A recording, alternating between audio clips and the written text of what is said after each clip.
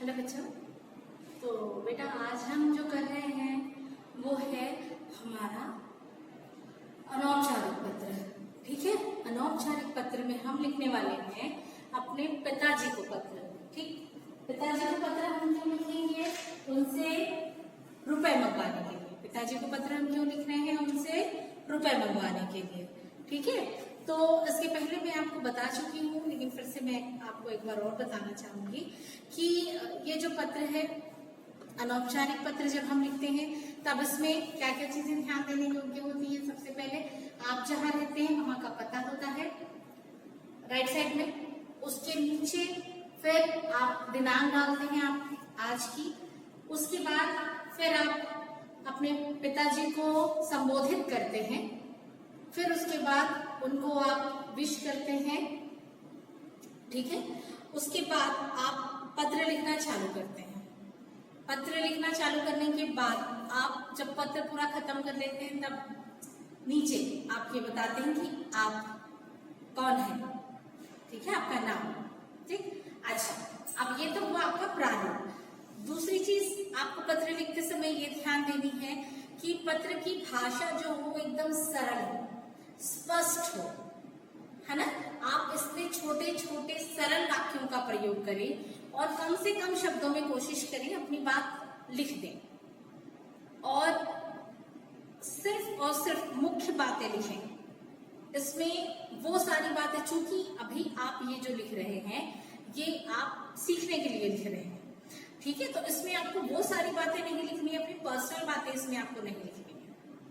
ये आप सीखने के लिए लिख रहे हैं तो इसमें आपको मुख्य बातें ही समाहित करनी है।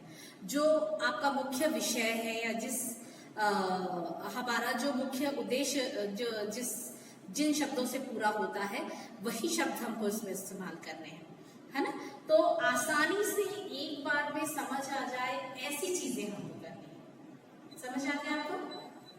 तो ये सारी चीजें हैं जो हमको ध्यान रखनी है पत्र लिखते समय। इसलिए मैं बार बार आपसे कह रही हूँ कि आपको ध्यान रखना है इन सारी चीजों का कि आपके वाक्य स्पष्ट होने चाहिए, सरल होने चाहिए, छोटे होने चाहिए, शब्दों का प्रयोग शालीन होना चाहिए। शब्दों में आप कठिन शब्दों का प्रयोग ना करें, सरल शब्दों का प्रयोग करें ताकि मुख्य उद्देश्य आसानी से समझा जा सके।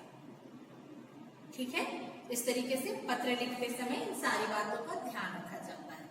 तो आइए शुरू करते हैं हम अपना अनौपचारिक पत्र, जिसमें हम देख रहे हैं पिताजी से रुपए मंगवाने के लिए पत्र। तो सबसे पहले हम ऊपर में ये लिखते हैं कि हम किसके लिए पत्र लिख रहे हैं। तो हम लिख रहे हैं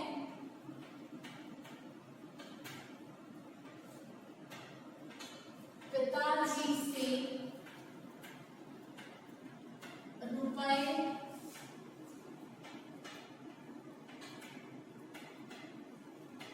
मंगवाने हेतु पत्र। ठीक है, ये हमारी हेडिंग है। अब आगे हम लिखना चालू करते हैं। तो सबसे पहले हमको यहाँ पर लिखना होगा आपका एड्रेस, जहां पर आप हैं वो आपको एड्रेस सबसे पहले लिखना है यहाँ पर। ठीक है, तो आपका वो आ जाएगा यहाँ पर। आप कहाँ रहते हैं? आप हैं जैसे मान लीजिए छात्रावास में, तो आप यहीं का नाम डाल सकते हैं। आपके छात्रावास का नाम मान लीजिए गुरुकुल है, छात्रावास गुरुकुल।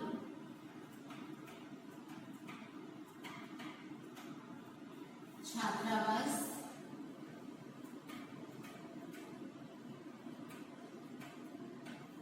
गुरुकुल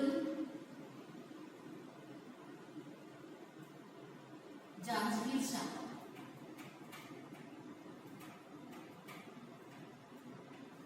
जांजगीर। ठीक है, फिर आप यहाँ पर लिखिए दिनांक। दिनांक क्या है? जो भी दिनांक हो, मान लीजिए आपका पेपर 27 को है, 28 को है, 29 को है, तो वो आप लिखेंगे वहां पर। ठीक है, तो जैसे कि मैंने डाला दिनांक आपका 21 10 2020। ठीक है, ये हमारा क्या हो गया दिनांक। अब इसके आगे हम लिखते हैं अपने पिताजी को हम संबोधित करेंगे, तो क्या लिखेंगे अपने पिताजी को हम? आदरणीय पिताजी।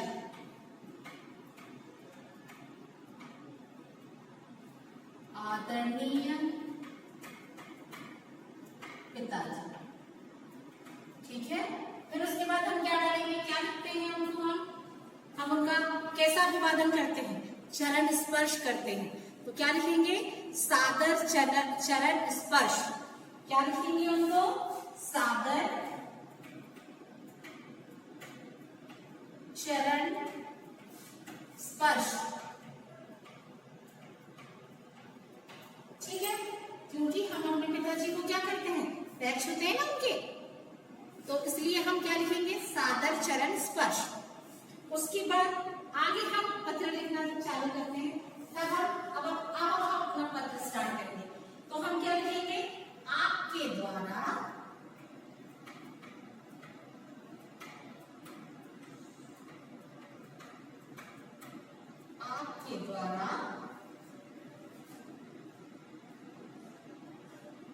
लिखे पत्र से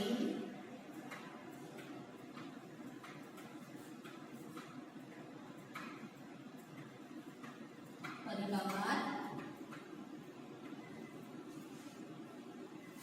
की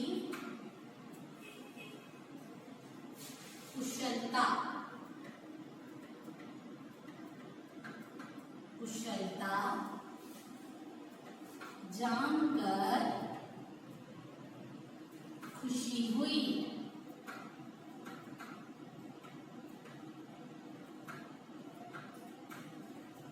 ठीक है। उसके आगे हम लिखेंगे मैं भी यहाँ कुशल पूर्वक हूँ। मतलब कि आपने अपने पिताजी को बताया कि आपने जो पत्र मुझे लिखा था उस पत्र में परिवार के बारे में सब कोई अच्छे हैं, सकुशल हैं, ये चीजें जानकर मुझे बहुत अच्छा लगा। ठीक। उसके बाद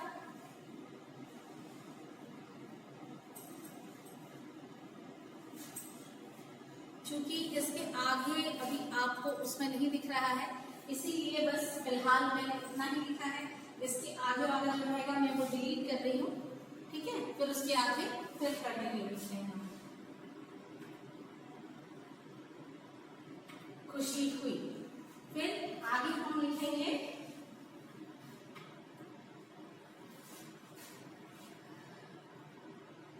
मैं भी यहाँ कुशल पूर्वक हूँ। मैं भी यहाँ, या कुशलता से भी आप लिख सकते हैं, कुशलता से हूँ। ठीक है। मैं भी यहाँ कुशलता से हूँ। आपको मेरी अर्धवार्षिक परीक्षा के अंक जानकर प्रसन्नता होगी।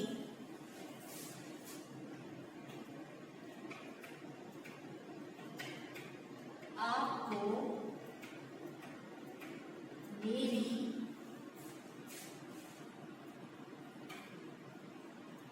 अर्धवार्षिक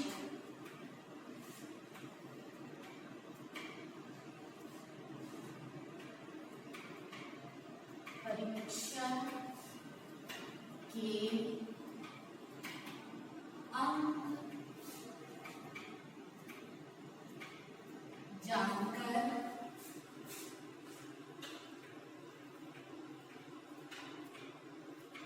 प्रसन्नता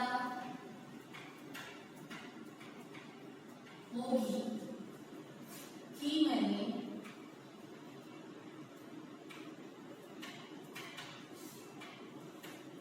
95%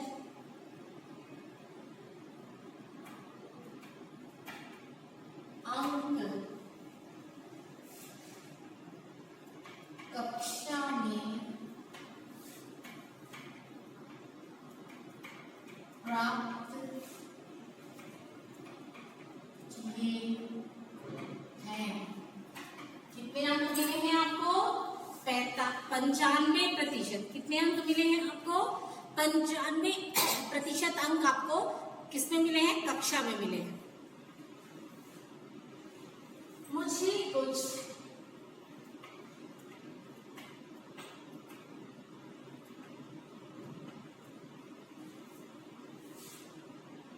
पुस्तकें व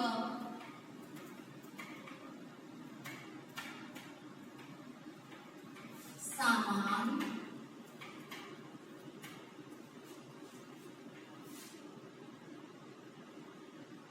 खरीदना है।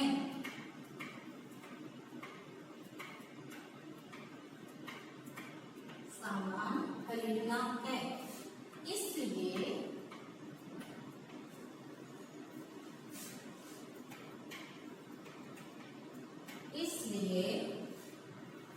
मुझे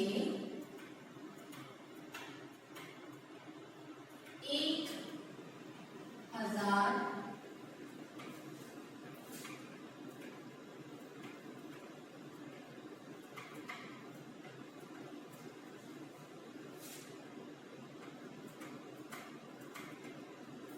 रुपए की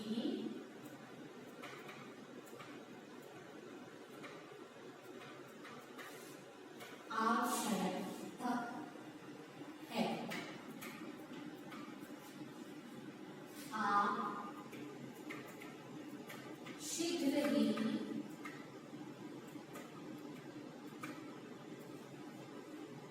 डाक द्वारा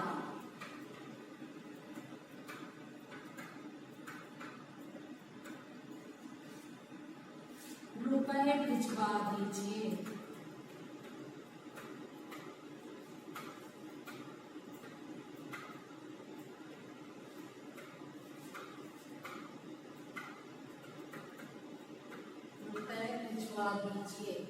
पूज्य माता जी को चरण स्पर्श।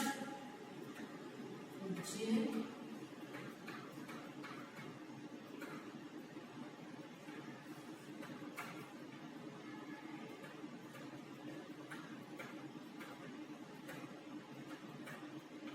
चरण स्पर्श।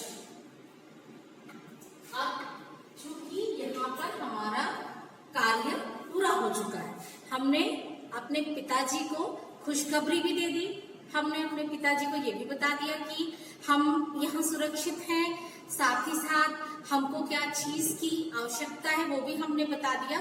तो हमारा पत्र लिखने का जो मुख्य उद्देश्य था वो पूरा हो गया।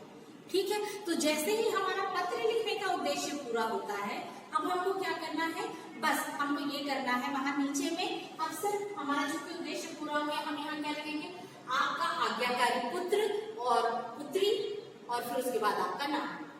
ठीक है, तो यहाँ पर हम लिखेंगे आपका या आपकी आज्ञाकारी पुत्री, आपकी आज्ञाकारी पुत्री। मैंने जैसे यहाँ पर अपना नाम लिखा, काम आप क्या करेंगे, अपना नाम लिखेंगे यहाँ पर।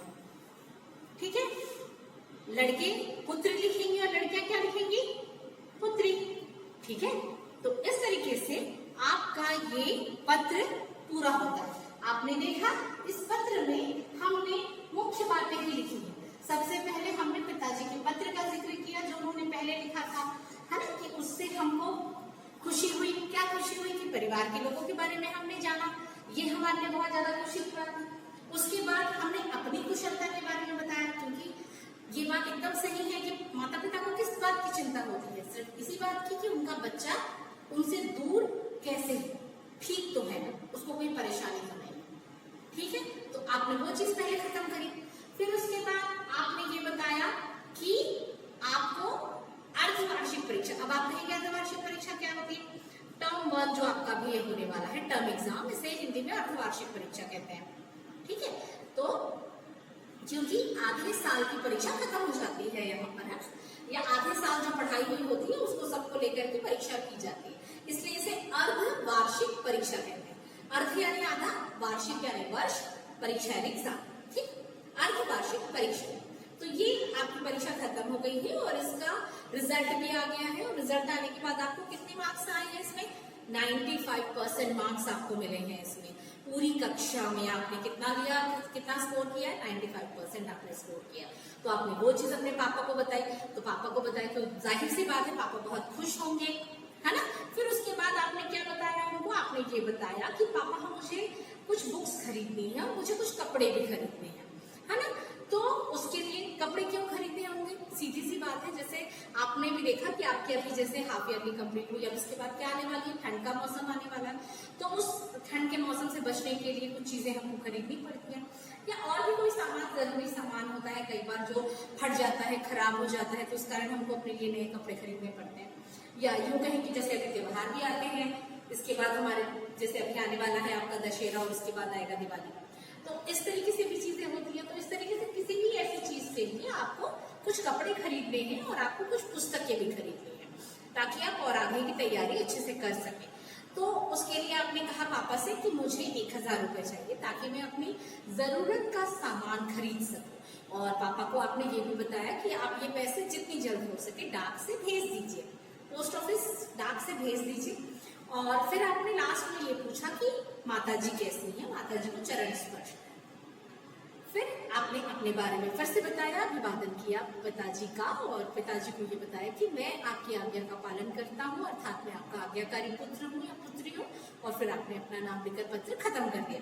तो इस तरीके से एक जो सीक्वेंस आपने फॉलो किया, या यूं कहे कि एक के बाद एक क्रमबद्ध रूप से आपने जानकारी दी। इस जानकारी को ही आपको ध्यान में रखना है कि कौन से पत्र में किस क्रम से जानकारी दी जाती है, ताकि हम अपनी बात कम से कम शब्दों में अधिक प्रभावशाली रूप से अपनी बातें कह सकें और हमारी बातें सीधे सामने वाले तक पहुंचे, है ना।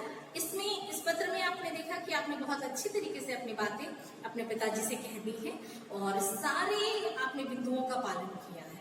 तो इस तरीके से हम अनौपचारिक पत्र लिखते हैं। आशा है ये पत्र आपको समझ आया होगा और आपकी बहुत सारी उलझने, परेशानियां दूर हुई होंगी। इसी उम्मीद के साथ में थैंक यू।